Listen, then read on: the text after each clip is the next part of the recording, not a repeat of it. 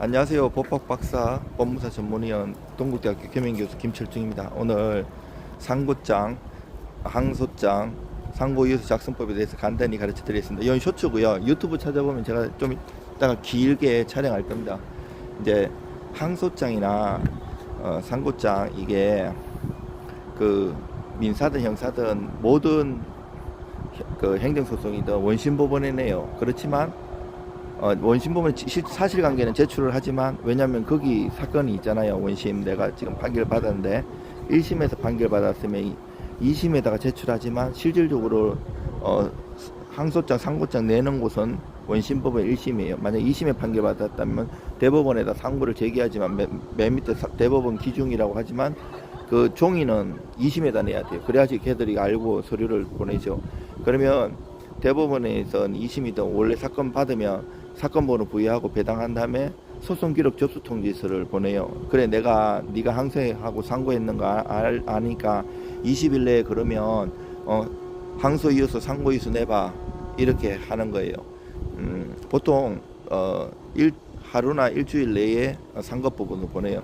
왜 유명한 정치인도 보면 요번에 뭐 1심에서 징역형 집행유예 받으셨는데 2심에서 문제되니까 하루 만에 보냈다, 이렇게 기사 보신 거 있죠. 그런 식으로 보내면 그 상고법원에서 사건 번호를 부여한 다음에 이유서 내봐, 이런 것도 있고, 형사 같은 경우에는 검사도 항소할 수 있고, 피고인도 항소할 수 있고, 민사 같은 경우에는 원고 피고인 모두 상고할 수 있어요.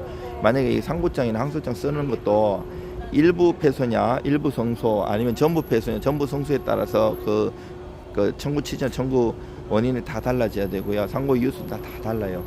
대충 쓰면 안 되고요. 민사는 내가 선고 때 안 가도 되기 때문에 그 판결문을 날아와요. 그러면 판결문 받고 2주 내에 이의 신청하는 거고, 그 항소든 상고하는 거고, 형사는 내가 판사님 앞에서 서가지고 듣기 때문에 그날로부터 일주일이에요. 물론 민사든 형사든 초일 불산입이라 가지고 내일부터 기사네요. 아니 오늘 월요일이다, 그러면 형사 같은 경우 내가 판사님한테 듣니까 다음 주 월요일까지 항소할 수 있고요.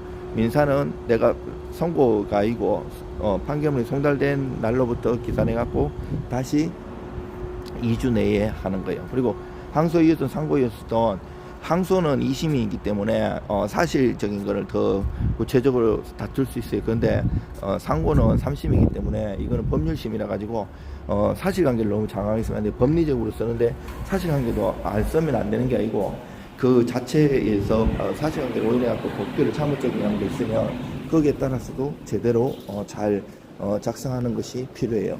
여러분들 힘내시고요.